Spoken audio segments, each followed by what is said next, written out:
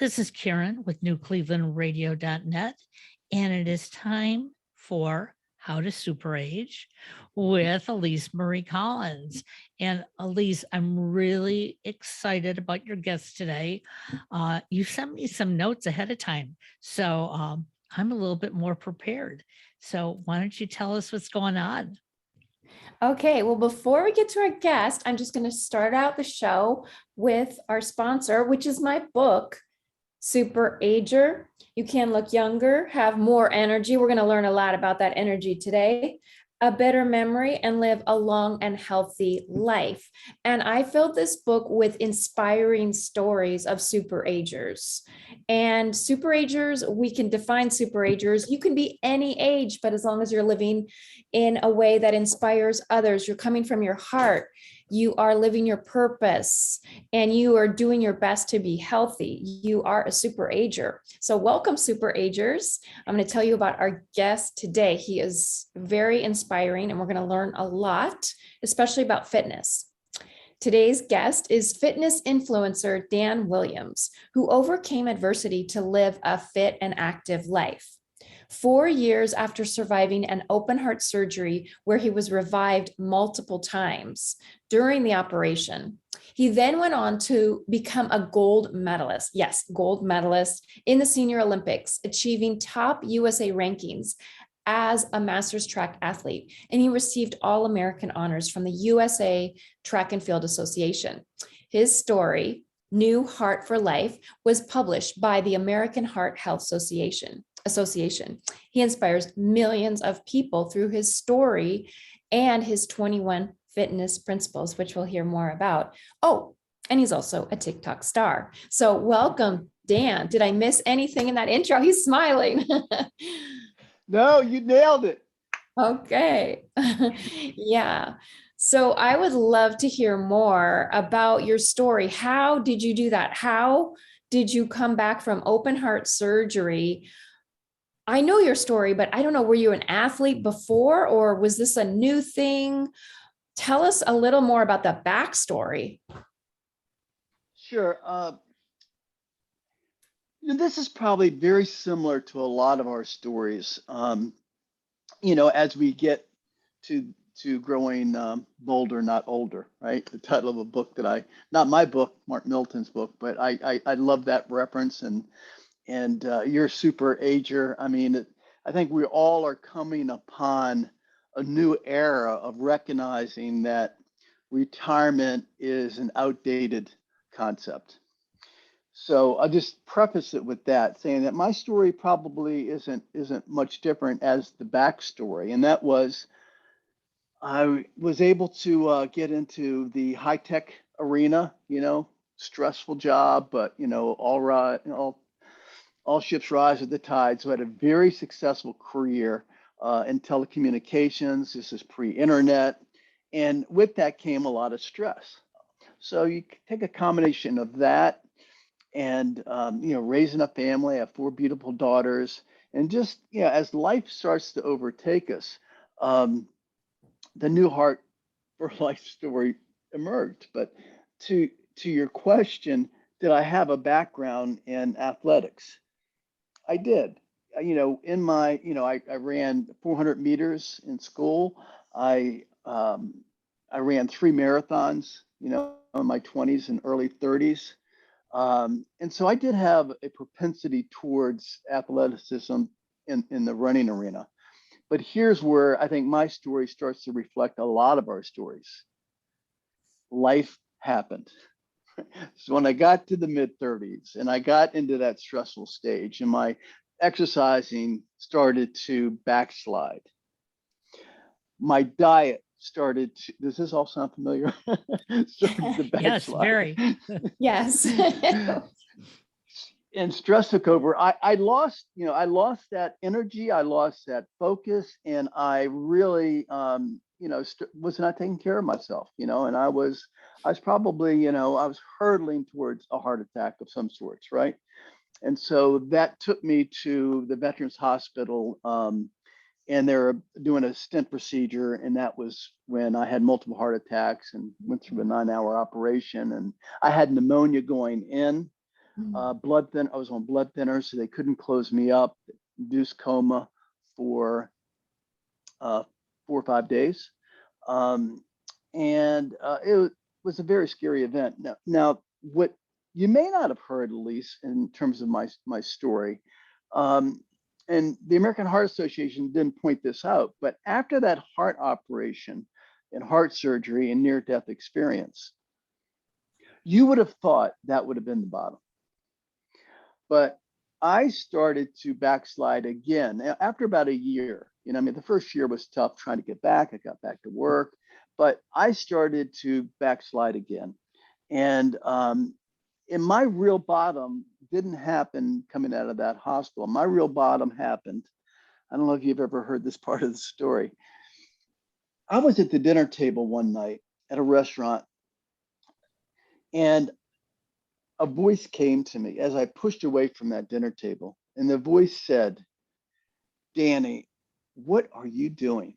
You've been given the gift of extra innings in this life, and now you're going right back to your old habits, and you're not going to get a second chance or a third chance." And it was at that time that I made a decision.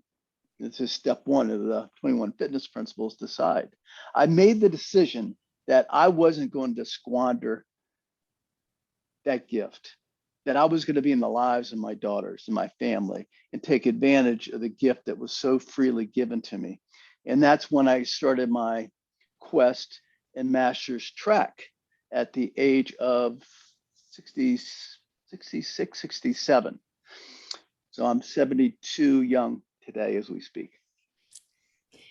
That's amazing. I hadn't heard that part of the story. And that is important because it does start with a decision. We have your 21 fitness principles, and the decision is number one. And then you go on to 21 more. I'll just name a couple: goals, coach, teammates, variety. We'll probably get into some of them, but I think the decision is so important. And I know I've heard you tell the story of healing for your daughters, which it's important. We want to be there for our family, but I think that decision came from your heart, it sounds like. And I know all the tips that you share, your journey that you share on TikTok, it's always from the heart, and it's always from that spirit. What made you start to share your story? I mean, or maybe that was part of I just know you from recently, and you're always sharing so generously story. And again, on TikTok, New Heart for Life. And I think it inspires all ages, obviously, because going through something like open heart surgery, my dad went through open heart surgery, and I know how traumatic it is. It's literally like, busting open your chest, your heart. I in my heart, I believe that heart surgeons are like modern shamans, because even if you're not thinking in that spiritual way, to actually go in somebody's body and work on their heart it's like going into another dimension, in my opinion. So anything on the heart and all that? Well, I echo what you shared about heart surgeons, and I didn't realize that your dad had gone through open heart surgery, so you in some way can relate as a daughter.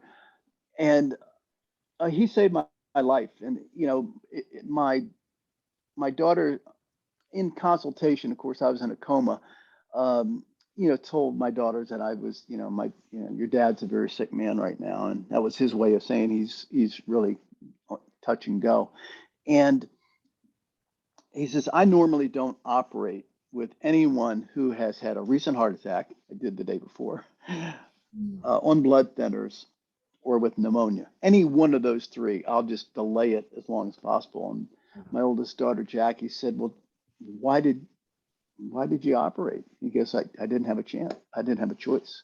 Your dad was going to die. And so how courageous was that heart surgeon to really take that risk and to pull it through. So, and the 21 principles, and I think this is part of our lives, and this is part of, I'd never set out. I mean, it was all somewhat I mean, I do believe that we all have a purpose in life. And now I've come aligned with my purpose in life. But it wasn't that it, and this is part of the principles of taking baby steps, is just start, right? And again, with that first decision, right? The first principle of decide. And I often say that, and I think you heard this recently, that I talk about in the book 21 Fitness Principles. I use the image of two frogs sitting on a log to make the point. And one frog decides to jump. How many are left? And the answer is two, because making the decision really doesn't get you towards your goal. It's just, a passive way of saying, hey, I want to do fill in the blanks. It's the action that fulfills the second part of that. And so when I made that decision, as you astutely picked up on, it came from deep within. I mean, I knew that I was given this gift, but I needed to take action. So I started to walk for 10 minutes. And then that ended up to be 15 minutes, and that turned into 30 minutes. And I started to jog for 40 minutes, which turned into 45 minutes. And then I connected with a local masters, which is 50 years and older track team, who had a coach. I have teammates. We practiced 3 days a week. I started to compete nationally and internationally in this whole world. And this is so much the part of the New Heart for Life story, is that if we just take that first baby step and decide, we don't have to have it figured out. It will evolve. And I always think of, we're heading towards a mountain, and all we need to do, Elise, is hit the base of the mountain. But we'll hit the mountain, and and it's not going to be a straight line. It's going to be, and a lot of these principles, right? Grit, resistance, being in the comfort zone, variety, lessons, especially. We don't get there in a straight line. It's a journey. Last principle. It's a journey that allows us to open up doors that would not have been open had we not taken and continue to take and learn based on feedback, no failure, right? Only feedback that starts to evolve. So my New Heart for Life quest has just been incrementally been building, and I didn't sit back and plan it all out. I just started to take the first step, and here we are today, sharing with your audience. Go ahead, Karen. We talk about journeys on all of our podcasts here, and it is so important to make the decision, but the decision that's right for you. You're not making the decision necessarily for your daughters or anybody else, because otherwise it's not as powerful. I remember my father had open heart surgery in the early 70s. And, he was one of the first ones in Detroit. I think he was like third or fourth in the area. And we were also told, your dad probably is not going to wake up from this.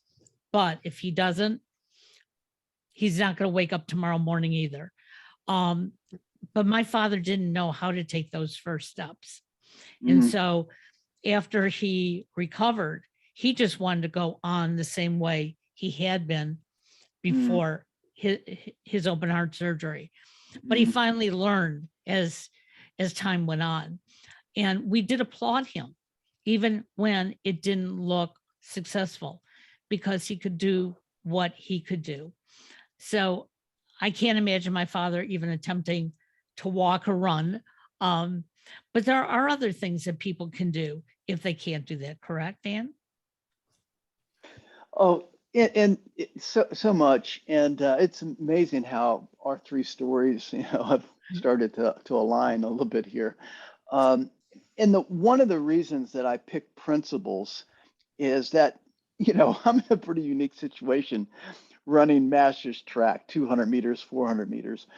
And I'm able to live my life in reverse. I mean, I'm just, it's just a blessing. But what I wanted to do in the spirit of the 21 principles is one, make it simple, make them one word principles. Because the most complex thing in the world is to keep it simple. We've heard all this before. I've just repurposed it into one word principles. And the other part about that is that these, like gravity, if you take the principle of gravity, and you take a pencil or you take a book, both of them are going to fall because they both are been subject to the principle of gravity. And in a similar fashion, I don't want people to say, well, Dan, I can't run like you do, or I'm not competing, or track and field's not my thing. Of course it's not. There are a few of us, with that unique, but it might be walking, it might be swimming, it might be just getting out and traveling. All the principles apply. We have to have variety. We have to have accountability coaches. There's going to be this comfort zone that I talk about often that's going to consume us and keep us kind of in the, will keep us in the fog, right? Keep us, kind of, especially during these winter months. So these are principles that whatever your passion might be, whatever your quest in life and purpose in life might be, these principles can apply to those as well. I only use my track and field as a backdrop to how I learned to navigate the journey. And I love the 21 principles because you can, like you said, apply them to anything, keep coming back to them, refer to them. Which one do you need today? Where am I? And how we do one thing is how we do everything, right? I also want to return to the two frogs story because it's very powerful for aging. I could hear that story over and over. And it reminds me, I don't know if anyone's heard of this, but they did a study with hospice nurses I don't know if it was a study formally, but somebody went and asked hospice nurses, what were people's greatest regrets? If anyone's heard this. And it was always something where they didn't take action. It wasn't, that I ran in a race or that I did this or that. It's the things you didn't do. And we so often forget that because we, in the moment, either don't decide, or what I loved about your story at the dinner table at the restaurant was you listened to that voice. You didn't just blow it off and brush it off, because I think we're hearing those voices more often than we realize, but we have to listen to them. And that's why your message is so powerful, and the way we're unpacking it today is so powerful. I would love to hear more about how the 21 principles, or how you take baby steps, because I find that so important. Culturally, we always want to make a big splash. That's also why I love aging, because we do have to take baby steps as we age, and we can't shebang like we maybe did when we were 21 or something like that. So if you could just tell us a little more about your take on baby steps, I would love that. Yeah, it goes to, I would say this probably is my favorite principle. I certainly use it for myself all the time.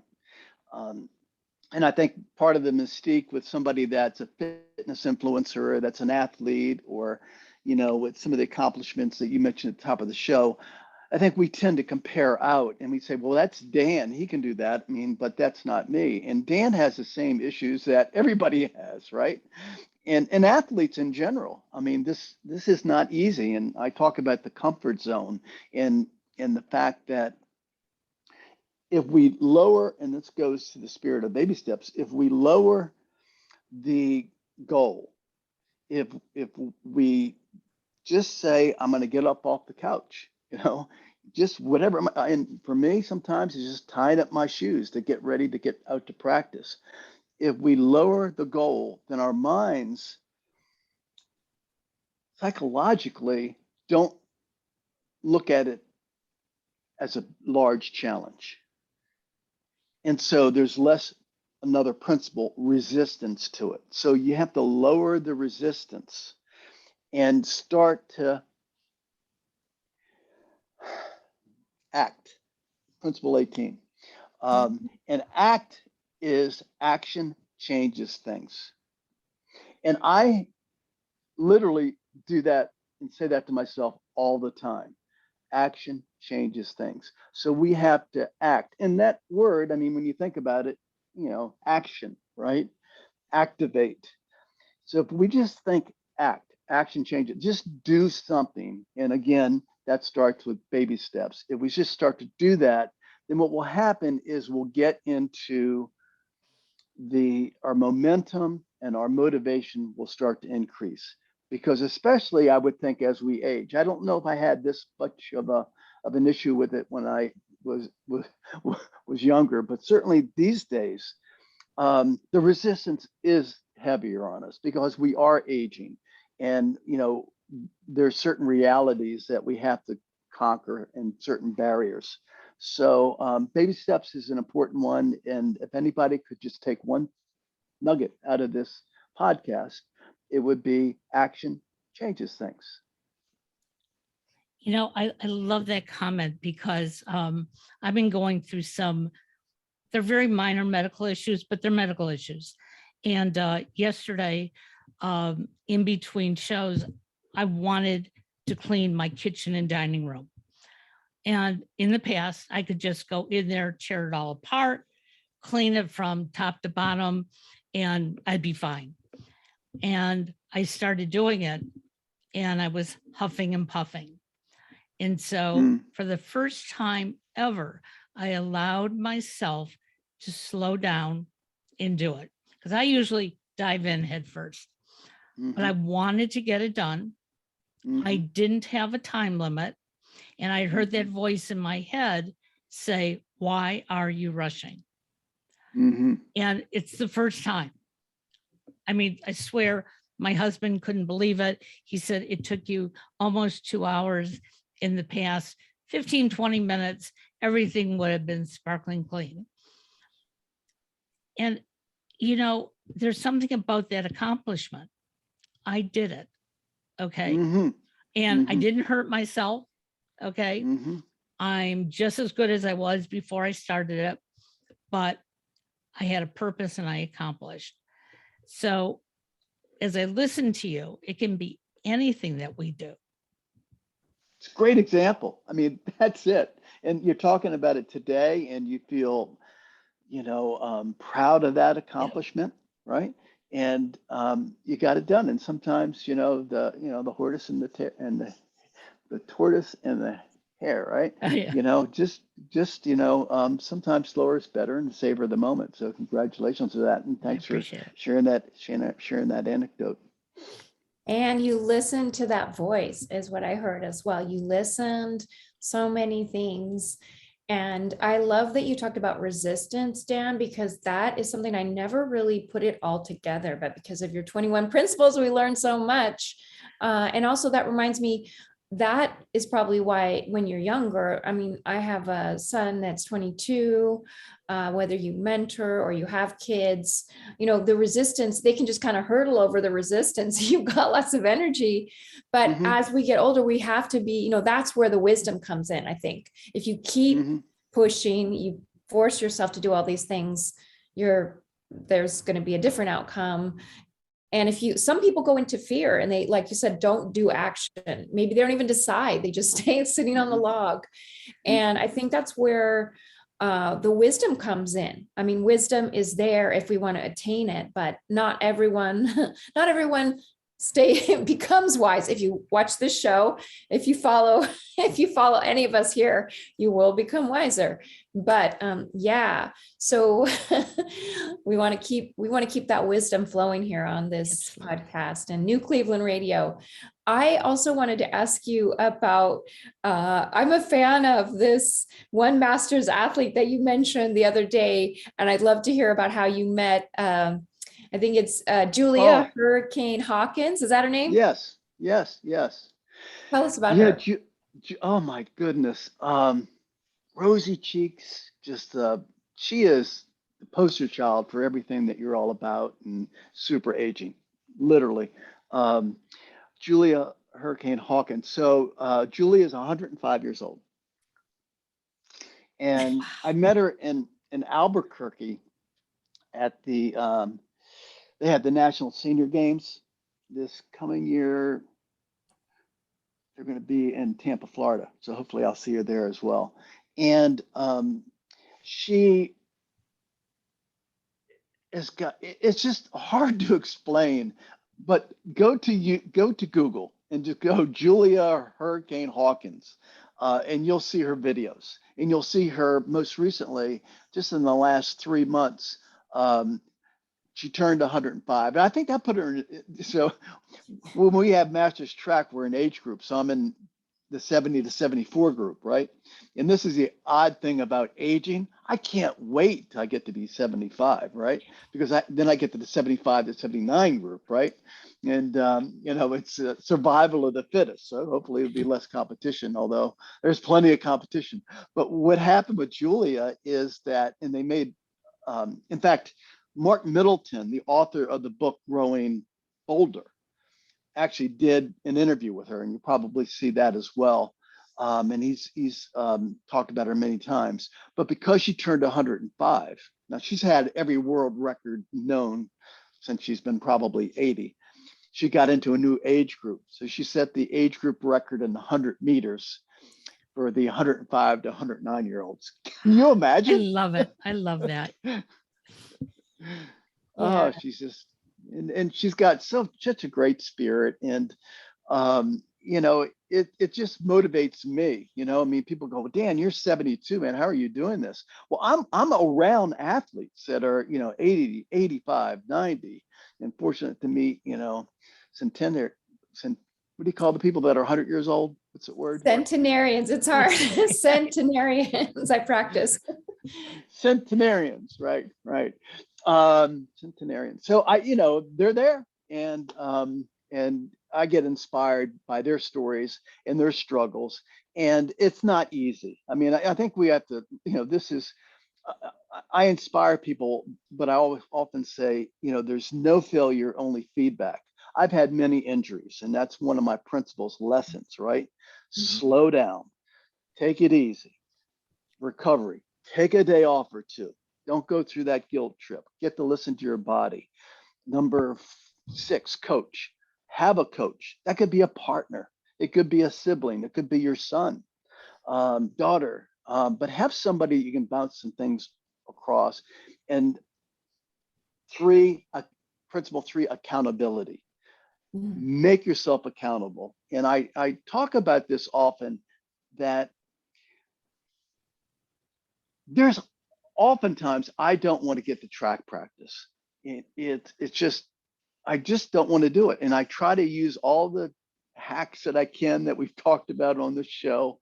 But knowing that there's going to be a coach there, knowing that I have teammates there, and having that accountability motivates me. And I often say, why is it, I say this in the book, why is it easier to let myself down than other people down?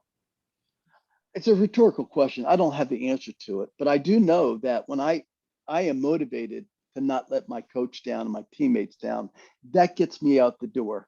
That gets me moving with some of these other principles. So in any program that we have, especially those that are aging, build your network and use your network and use the accountability of your network, because although I feel like I'm self-directed, the truth is I'm human and I'm subject to the same comfortable nuances that everybody else is in terms of just trying to get moving. Yeah. Thank you for sharing that. And I love that. We're all human, and we need each other to lift each other up. So true. I was glancing at the fitness principles, and there's one that I wonder about. What do you say about zones? That's one I haven't heard you talk about. So I'd love to hear your take on zones. Wow. Zones. So there's phases of, and this is a principle of fitness, it's a principle of business. And I talk about norming, storming, no, forming, norming, hold tight, forming, storming, norming, and performing. Okay. I had to go back and read the book again. And so those are the first zone of forming. And this goes into, and let's just use an example with, is there something, Elise, that you're looking at in terms of fitness, or that you're looking at to accomplish? Is there anything that's in front of you these days as you kind of look through the new year? Doing more coaching clients. Okay. More coaching clients. So the forming stage is the excitement stage. It's kind of like the honeymoon era, right? You're getting all jazzed up, and you've got your thoughts down, and it's all on paper, and you've got your goals set, and you're thinking about the feedback that you've already gotten in your existing clients, and you're saying to yourself, this is something that I really want to expand my network of coaching, right? And we go through that phase, and that gets you launched, right? That adrenaline and that momentum gets you launched. Then you get into a stage of storming. And storming is where you start to make mistakes. It's not as crystal clear as you might thought. You start to get some feedback, and in your own mind, you thought it was going to go one way. So storming is where the feedback stage happens, and it's thrashing, if you will. But from that stage, you learn lessons, right? You learn what works, what doesn't work, what's efficient, what clients, are the best clients for you, right? And I call them darlings, dependables, and duds. That's a whole nother topic. And in the top, and when I say dud, I don't mean personalities a dud. I mean, from your business perspective, they may not be as profitable. You may be doing something pro bono, if you will, but they may help you get into other avenues. And dependables are your sweet spot. Those are the ones that, really are going to make your bread and butter clients. And the darlings are the ones that are the high ticket items. So you go through all of that, try to figure out, I can't spend too much time with my darlings, because if they go away, my business goes away. And they also require a lot more attention. So the storming phase gets you to norming. And norming is you start to standardize. You start to find out what works, what's efficient, and now you put it, into I'm looking at a screen on the other side here, because I can't remember the numbers, but principle 5 is routine. You start to get into a rhythm and a routine, right? And then once you've solidified and standardized that routine and the normalization stage, then the last stage is performing. And that's, you hit the zone where it's all hitting on all cylinders. You've got the right clients. So I use your business and growing your coaching business as an example, but we can take any endeavor we have in life and remember that there's going to be those phases, and we can't stay in them too long, but that they all serve their own purpose. Interesting.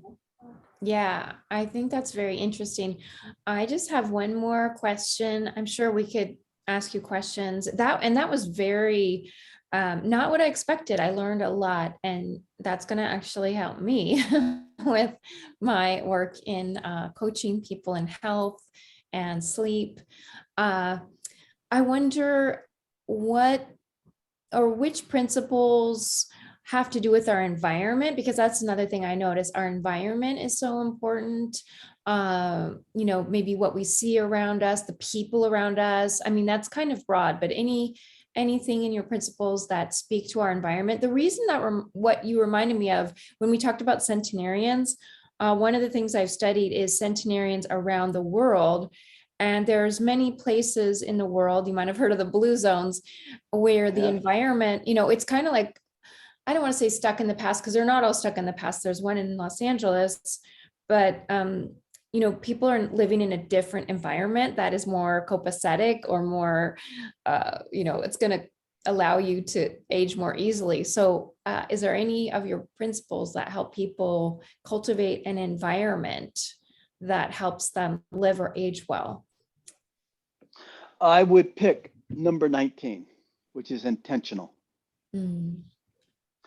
And that is, whether it be being more conscious and more deliberate or more intentional about how we treat the environment just within our own cocoon, or on a broader scale within our community, or globally, or being able to talk about it and mention it in reference to blue zones, and what happens if I can recall that the blue zones, what happens when people take care of themselves, what happens when they environmentally are intentional. Because if left to our own devices, we're going to become more self-centered, and that's human nature that protects us. But we have to break out of that self-centeredness, and we have to be intentional about, hey, this is something that's really, really important, and I need to do more things intentionally because they're just not going to happen on their own, about my environment and the community that I live in and how I can make it better. I love that.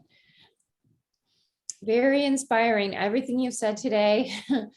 There's depth, there's inspiration. Do you have any final questions, Karen? Well, the first thing is that we have to start living like this at a much younger age, because we will all be healthier as we evolve. And sadly, we're not told or taught how to live intentionally. And I will say that over the last year or two, doing these podcasts, I am more intentional about what I do. When I'm not, I feel the ramifications from it. So I encourage people, number one, to read your book, to understand some of these things that you've talked about, to read Elise's book, because every time I pick it up and I read an inspirational story, it's like, wow, that could be me. And, my purpose in life is to live my best. And I think that's what our listeners want as well. So I'm really excited to, follow you, Dan. Do you have a race coming up soon? I do. March 18th, 19th in New York City. We have we're finally getting back to competition. So we have the indoor national championships in the Armory in New York City. I'm a veteran, and this is one that I'm really excited about. Got canceled last year. The Veterans Golden Age Games is going to be held in July in Sioux Falls, South Dakota. And then we have the senior games. I mentioned meeting Julia out in Albuquerque. That's going to be in May. So looks like we're lining back up, being COVID, cautious, and getting back into the, somewhat back into mainstream life. I love it. I love it. Thank you so much. And follow Dan. We're going to put a link. He's got a link tree with all kinds. You can get his principles, his book, and follow him on TikTok. Find out how he's doing in the races, in the Masters competition. And thank you so much for being an excellent guest today on How to Super Age. Thank you. Really appreciate it. And I'm going to set the goal right now after this show of going to Amazon and purchasing intentionally your book. Thank you. You got it. Have a Take great care. day, everybody. Bye-bye now. Bye.